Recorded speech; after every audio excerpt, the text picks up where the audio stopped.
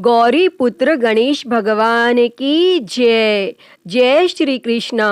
राधे राधे। बोलिए श्री लक्ष्मी नारायण भगवान की जय। प्रिय भक्तजनों, आप सभी को आश्विन मास के शुक्ल पक्ष की पापांकुशा एकादशी की हार्दिक शुभकामनाएं।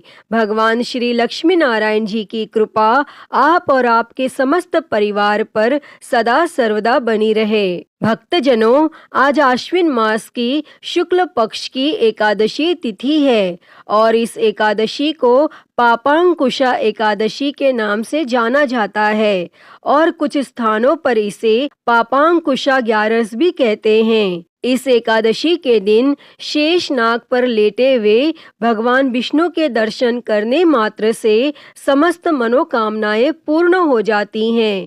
तो प्रिय भक्तजनों, आज हम इस वीडियो में पापांकुशा एकादशी की बड़ी ही दुर्लभ कथा और एकादशी माता की कथा को सुनेंगे। तो आप सभी भक्तजन इन कथाओं को पूरा अवश्य सुनिएगा, क्योंकि आज के दिन एकादशी माता और पापांकुशा एकादशी की पवित्र कथा को सुनने से मनुष्यों के सभी पाप और संकट कट जाते हैं और मनोकामनाओं की पूर्ति होती है तथा वैकुंठ की प्राप्ति होती है। तो आप सभी भक्तजन बड़ी ही श्रद्धा, ध्यान पूर्वक और प्रसन्न चित्त मन से इन कथाओं को पूरा अवश्य सुनिएगा। तो सभी प्रेम से बोलिए श्री लक्ष्मी नारायण भगवान की जय। एकादशी माता की जय। एक समय की बात है, अर्जुन ने भगवान श्री कृष्ण से कहा, हे जगदीश्वर, मैंने आश्विन कृष्ण एकादशी अर्थात इंदिरा एकादशी का सविस्तार वर्णन सुना। अब आप कृपा करके मुझे आश्विन माह के शुक्ल पक्ष की एकादशी के विषय में भी बतलाइए। इस एकादशी का क्या नाम है तथा इसके व्रत का क्या विधान है? इसका व्रत करने से किस फल की प्राप्ति होती है? कृपया यह सब विधान पूर्वक कहिए। तब भगवान श्री कृष्ण ने कहा, हे कुंती नंदन, आश्विन माह के शुक्ल पक्ष की एकादशी का नाम पापांकुशा एकादशी है। इसका व्रत करने से सभी पाप नष्ट हो जाते हैं तथा व्रत करने वाला अक्षय पुण्य का भागी होता है। आश्विन शुक्ल एकादशी के दिन इच्छित फल की प्राप्ति के लिए भगवान विष्णु का पूजन करना चाहिए। इस पूजन के द्वारा मनुष्य को स्वर्ग लोक की प्राप्ति होती है।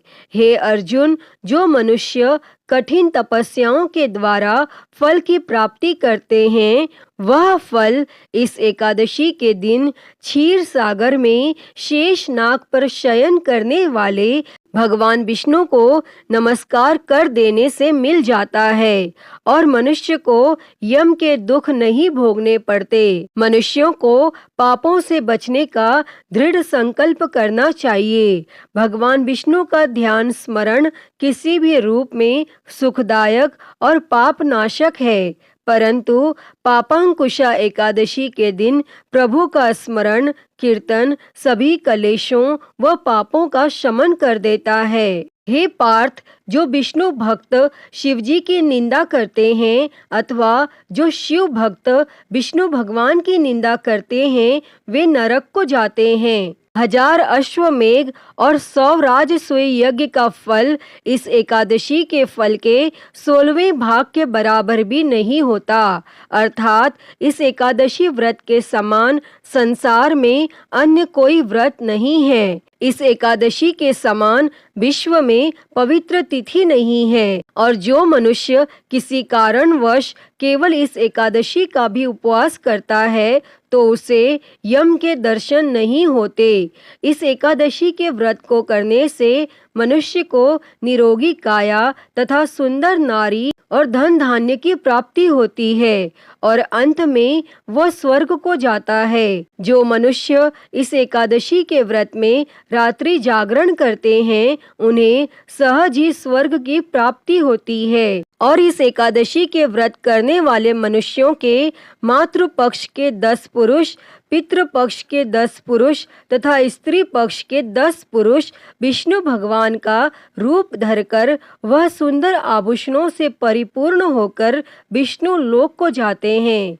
जो मनुष्य आश्विन माह के शुक्ल पक्ष की पापांकुशा एकादशी का विधान पूर्वक व्रत करते हैं उन्हें विष्णु लोक की प्राप्ति होती है। और जो मनुष्य इस एकादशी के दिन भूमि, गौ, अन्न, जल, खड़ाऊ, वस्त्र, छत्र आदि का दान करते हैं उन्हें यम के दर्शन नहीं होते।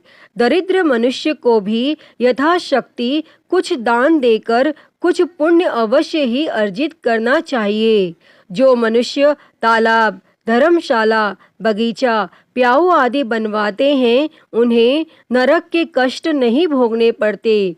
वह मनुष्य इस लोक में निरोगी दीर्घ आयु वाले पुत्र तथा धन धान्य से परिपूर्ण होकर सुख भोगते हैं तथा अंत में स्वर्ग लोक को जाते हैं। भगवान श्री हरि की कृपा से उनकी दुर्गति नहीं होती है।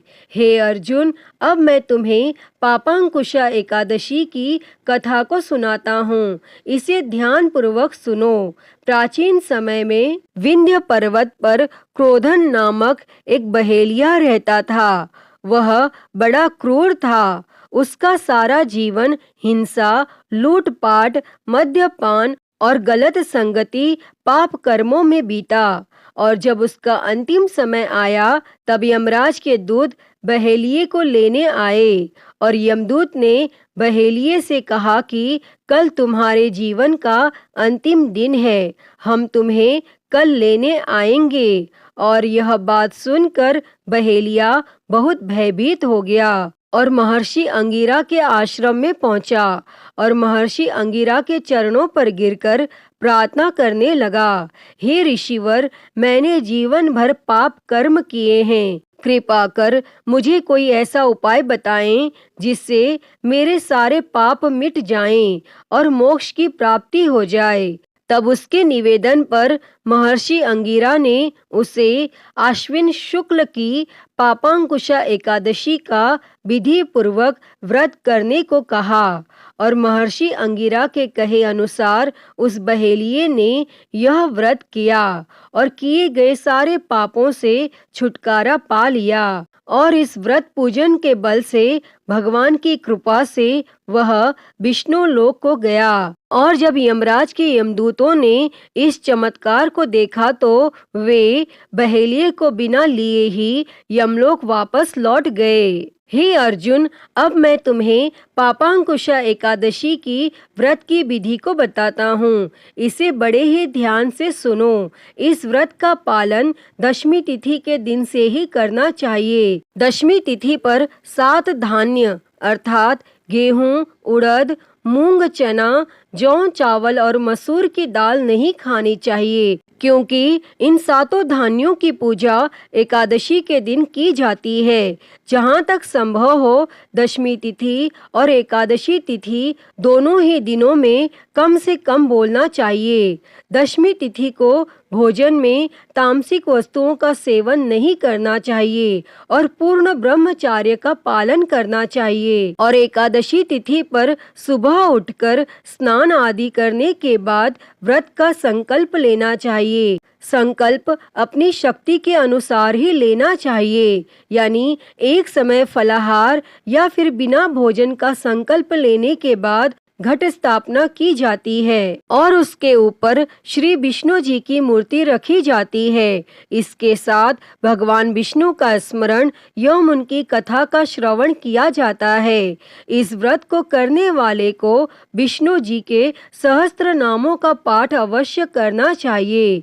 इस व्रत का समापन एकादशी तिथि में नहीं होता, बल्कि द्वादशी तिथि के प्रातः में ब्राह्मणों को अन्न का दान और दक्षिणा देने के बाद ही यह व्रत समाप्त होता है। इस दिन घर के मंदिर में दीपक प्रज्वलित करें। भगवान विष्णु का गंगा जल से अभिषेक करें। भगवान विष्णु को सुगंधित पुष्प और तुलसी दल अवश्य अर्पित करें। किंतु एक चीज का ध्यान रखें कि तुलसी दल एकादशी के दिन ना तोड़ें, अपितु एक दिन पहले ही तुलसी दल तोड़कर रख लें। इस दिन भगवान को सिर्फ सात्विक चीजों का भोग लगाना चाहिए और भोग में तुलसी जी को अवश्य शामिल करें। ऐसा माना जाता है कि बिना तुलसी के भगवान विष्णु भोग ग्रहण नहीं करते हैं। इस पावन दिन भगवान विष्णु के साथ ही माता लक्ष्मी जी की पूजा भी करें। इस दिन तुलसी माता और केले की पेड़ की पूजा अवश्य करें। इस एकादशी के दिन गाय और बछड़े की पूजा करें और उन्हें चने की दाल अवश्य खिलाएं और घर आए हुए किसी भी व्यक्ति का अपमान नहीं करना चाहिए एवं भूल कर भी क्रोध ना करें। और इसके बाद भगवान श्री कृष्ण जी अर्जुन से कहते हैं, यूं तो भगवान विष्णु का ध्यान स्मरण किसी भी रूप में सुखदायक और पाप नाशक है, परंतु एक एकादशी के दिन प्रभु का स्मरण कीर्तन सभी कलेशों व पापों का शमन कर देता है। अतः हे श्री लक्ष्मी नारायण भगवान जी इस कथा को कहते, सुनते और हुंकारा भरते सभी पर सदैव अपनी कृपा बनाए रखना। सभी के जीवन के कष्टों को दूर कर सभी के जीवन में सुख और समृद्धि देना। तो सभी प्रेम से बोलिए श्री लक्ष्मी नारायण भगवान की जय, श्री तुलसी शालिग्राम भगवान की जय। प्रिय भक्तजनों, आइए अब सुनते हैं एकादशी माता की कथा। तो सभी प्रेम से बोलिए एकादशी माता की जय, श्री लक्ष्मी नारायण भगवान की जय। एक बार एक राज्य में एक राजा रहता था। राजा बहुत ही बुद्धिमान और बलशाली था। राजा सदा ही अपनी प्रजा का बहुत अच्छे से ध्यान रखता था। प्रजा भी राजा को बहुत पसंद करती थी। राजा की 2 बेटियां थी। राजा अपनी दोनों बेटियों से बहुत प्रेम करता था। राजा की छोटी बेटी देखने में बहुत सुंदर और आकर्षित थी और वहीं पर राजा की बड़ी बेटी छोटी बेटी के मुकाबले थोड़ी कम सुंदर थी। राजा की छोटी बेटी माता की पूजा किया करती थी और सभी लोग राजा की छोटी बेटी से बहुत प्रेम करते थे और बहुत प्रशंसा किया करते थे। राजा भी अपनी छोटी बेटी को बड़ी बेटी से अधिक प्रेम करता था, जिसके कारण राजा की बड़ी बेटी को अपनी छोटी बहन से बहुत नफरत होने लगी थी। राजा की दोनों बेटियां जब बड़ी हो गईं, तब एक पड़ोस के राज्य में रहने वाले राजकुमार राजा की बड़ी बेटी के लिए रिश्ता लेकर आया। लेकिन जैसे ही उस राजकुमार की नजरें राजा की छोटी बेटी पर पड़ी, तो वह राजकुमार राजा की छोटी बेटी पर आकर्षित हो गया और छोटी बेटी से पहली नजर में प्रेम करने लगा। और उस राजकुमार ने राजा की बड़ी बेटी के साथ विवाह करने से मना कर दिया और उसने राजा से कहा कि मैं आपकी छोटी बेटी से विवाह करना चाहता हूँ। और यह सब देखकर राजा की बड़ी बेटी अपनी छोटी बहन से बहुत क्रोधित हो गई और राजा की बड़ी बेटी ने अपनी छोटी बहन को अपना सबसे बड़ा दुश्मन मान लिया। तब राजा की बड़ी बेटी ने अपनी छोटी बहन से बदला लेने का निर्णय किया और राजा की बड़ी बेटी ने अपनी छोटी बहन को जान से मारने का उपाय सोचा और उसने अपनी छोटी बहन को मारने के लिए सबसे पहले एक लड्डू में जहर मिलाकर अपनी छोटी बहन को दिया और उसको लड्डू खाने के लिए कहा। लेकिन लड्डू खाने के बाद भी छोटी बहन को कुछ भी नहीं हुआ। लेकिन फिर भी बड़ी बहन ने हार नहीं मानी और जब उसकी छोटी बहन रात में कमरे में सो रही थी, तब उसने एक मटके में सांप रखकर उसके कमरे में छोड़ दिया। लेकिन सांप भी छोटी बहन का कुछ नहीं कर पाया। जिसके बाद बड़ी बहन ने छोटी बहन से कहा कि चलो हम लोग कुएं में से पानी भरकर लाते हैं। और वह अपनी छोटी बहन को पानी भरने के बहाने कुएं के पास ले गई और उसने अपनी छोटी बहन को कुएं में धक्का दे दिया। लेकिन छोटी बहन को तब भी कुछ नहीं हुआ, क्योंकि हर बार 11 माता उसकी रक्षा कर रही थी।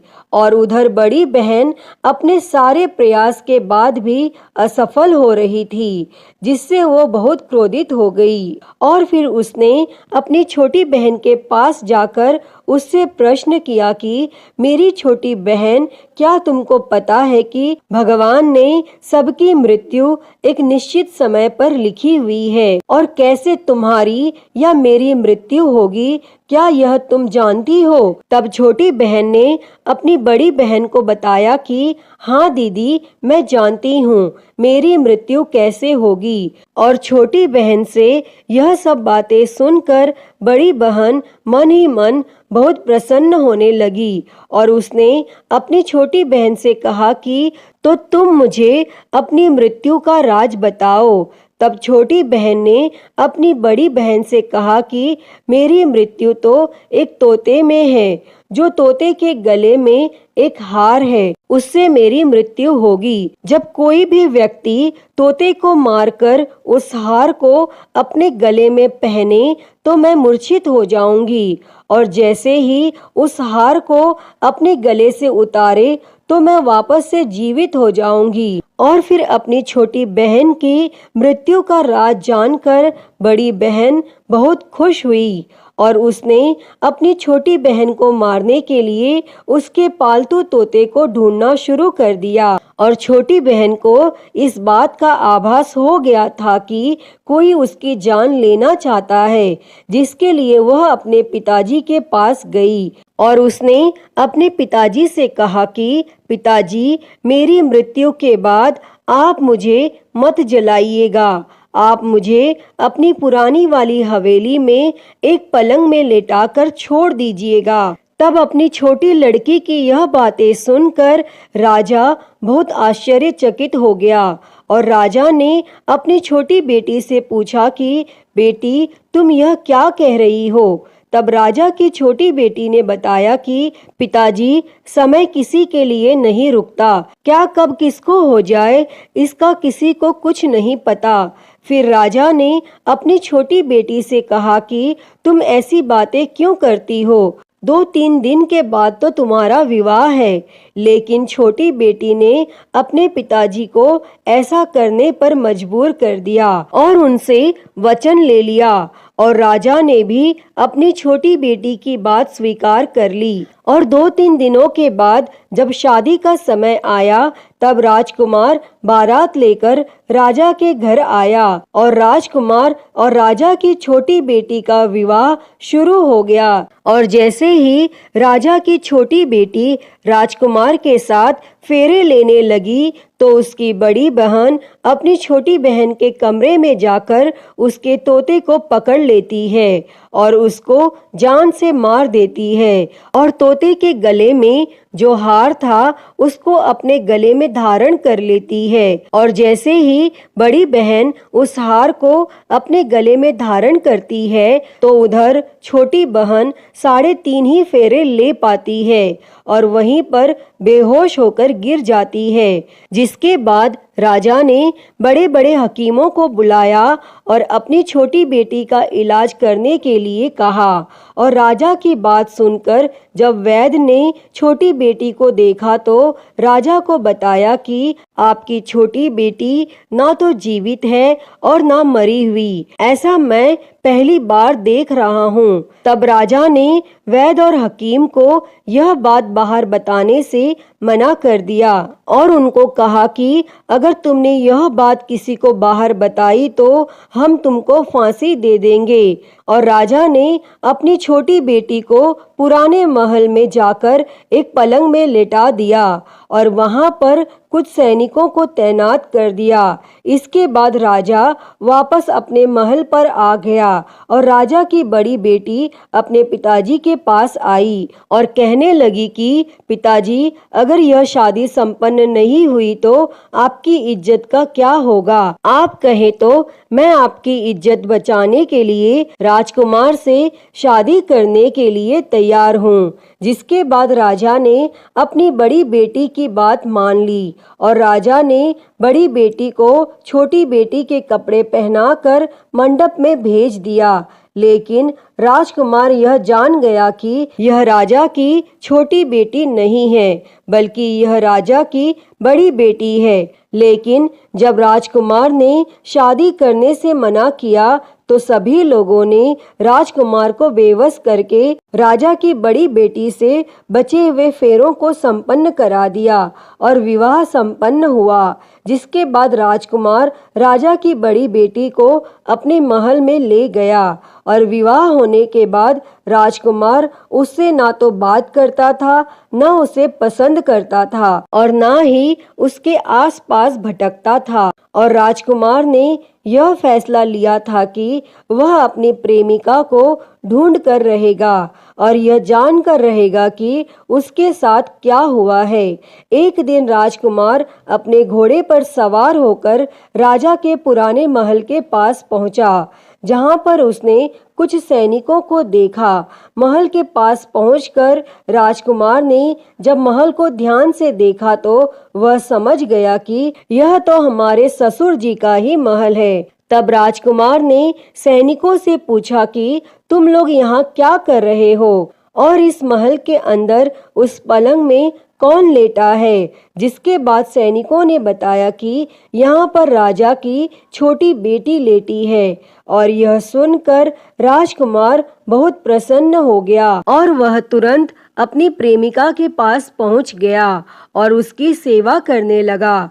जैसे ही रात हुई तो राजा की छोटी बेटी उठकर खड़ी हो गई और राजकुमार यह देखकर बहुत खुश हो गया और उसने अपनी प्रेमिका से पूछा कि तुम यहाँ क्या कर रही हो? तुम मेरे साथ मेरे घर चलो। तब राजा की छोटी बेटी ने राजकुमार को सारी बातें बता दी कि मेरी जान एक तोते में बसती थी और मैंने यह बात सिर्फ अपनी बड़ी बहन को बताई थी और मुझे पता है कि उसने ही मुझे मारने का प्रयास किया है। उसके पास एक हार है जिसको वह सुबह पहन लेती है और रात को उतार देती है। जब तक वह हार को पहन कर रखती है तब तक मैं मूर्छित रहती हूँ और जैसे ही वो हार को उतार देती है तो मैं जीवित हो जाती हूँ और जब तक मेरी बड़ी बहन के पास वो हार रहेगा तब तक मैं ऐसे ही जीवित और मूर्छित होती रहूंगी। अगर मेरी बड़ी बहन के पास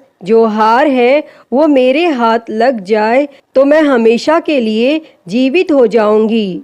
तब राजकुमार यह सब बातें सुनकर राजा की छोटी बेटी के पास रहने का निर्णय ले लेता है और उसने अपने बचे हुए सारे फेरे उस पलंग में लेटी हुई राजा की छोटी बेटी के साथ ले लिए और अपना विवाह पूर्ण कर लिया और वहीं पर वह रहने लगा। और देखते ही देखते कुछ समय में राजा की छोटी बेटी और राजकुमार की पत्नी गर्भवती हो गई और एक दिन राजकुमार को किसी काम से बाहर जाना पड़ा।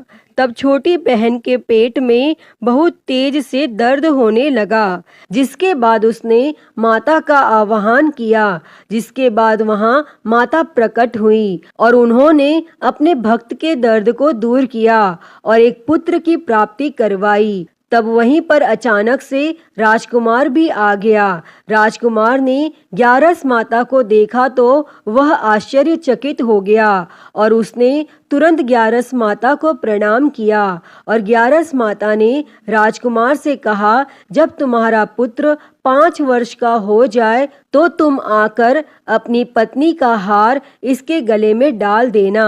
और देखते ही देखते राजकुमार और राजा की छोटी बेटी का पुत्र 5 वर्ष का हो जाता है। तो राजकुमार अपने बेटे से कहता है कि बेटा, मैं कुछ काम से बाहर जा रहा हूँ, तुम अपनी माता का ध्यान रखना। और वह वहाँ से चला जाता है और राजकुमार को बाहर निकलता हुआ बड़ी बहन के सैनिक देख लेते हैं और बड़ी बहन को जाकर सारी बातें बता देते हैं। जिसके बाद बड़ी बहन अपनी छोटी बहन के पुत्र को वहाँ से उठवा लेती है और उसको मरवा देती है। छोटी बेटी के पुत्र के 2 टुकड़े करवा देती है। पहला टुकड़ा चक्के के पास छुपा देती है और दूसरा टुकड़ा अपने पलंग के नीचे रख लेती है। और तब 11 माता भिखारी का रूप लेकर आती हैं और एक भिखारी का रूप रखकर बड़ी बहन के पास चली जाती हैं। जिसके बाद वहाँ पर वह भिक्षा मांगने लगती हैं। तो बड़ी बहन अपने नौकरों से कहती है कि जाकर भिक्षा दे दो। लेकिन जैसे ही नौकर 11 माता को भिक्षा देने के लिए आते हैं तो माता उन्हें मना कर देती है और कहती है कि मैं तुम्हारी महारानी से ही भिक्षा लूंगी। जिसके बाद बड़ी बहन स्वयं ही भिक्षा देने के लिए माता के पास आती है। तब माता एक बिल्ली का रूप लेकर उसके कमरे में चली जाती है और वहाँ पर छोटी बेटी के पुत्र के 2 टुकड़े को आपस में जोड़ देती हैं और उसे जीवित कर देती हैं और फिर उसे वहाँ से ले जाती हैं। तब राजकुमार अपने बेटे को लेकर अपनी पत्नी के पास जाता है और उसे कहता है कि तुम इसका ध्यान रखना। अगर तुम इस बच्चे का अच्छे से ध्यान रखोगी तो मैं तुमसे बात करूंगा। और एक दिन राजकुमार अपने बेटे से कहता है कि तुम अपनी माता से उनके गले का हार मांग लो। तो अपने पिता की बात मानकर राजकुमार का बेटा अपनी माता जी के पास जाता है और कहता है कि माता, मुझे तुम्हारा हार चाहिए। और यह सुनकर पहले तो बड़ी बहन बहुत क्रोधित होती है, पर उसको यह याद आता है कि राजकुमार ने कहा था कि अगर मैं इस बच्चे का ध्यान अच्छे से रखूंगी तो वह मुझसे बात करेंगे। जिसके कारण वह हार उस बच्चे को दे देती है और वह तुरंत हार को ले जाकर अपने पिताजी को दे देता है। और तभी राजकुमार अपने बेटे को लेकर वहां से जाने लगता है और अपनी पत्नी से कहता है कि तुम हमारे लिए खाना बनाकर रखना, मैं शाम को आकर तुम्हारे साथ खाना खाऊंगा। और वह अपने बेटे को लेकर वहां से चला जाता है और उसके बाद वह राजा के पास जाता है और उनको सारी बातें बता देता है। तब राजा अपनी बड़ी बेटी की यह करतूत सुनकर बहुत क्रोधित होते हैं और अपनी परवरिश पर ही दोष देने लगते हैं। राजकुमार को अपनी छोटी बेटी के साथ रहने के लिए आदेश दे देते हैं और इस प्रकार 11 माता की कृपा से राजकुमार और राजा की छोटी बेटी सुखपूर्वक रहने लगते हैं। अतः हे 11 माता, इस कथा को कहते, सुनते और हुंकारा भरते सब पर अपनी कृपा करना। सभी के जीवन से दुखों को दूर कर सभी के जीवन में सुख और समृद्धि देना। तो सभी प्रेम से बोलिए एकादशी माता की जय, श्री लक्ष्मी नारायण भगवान की जय, श्री उमापति महादेव की जय।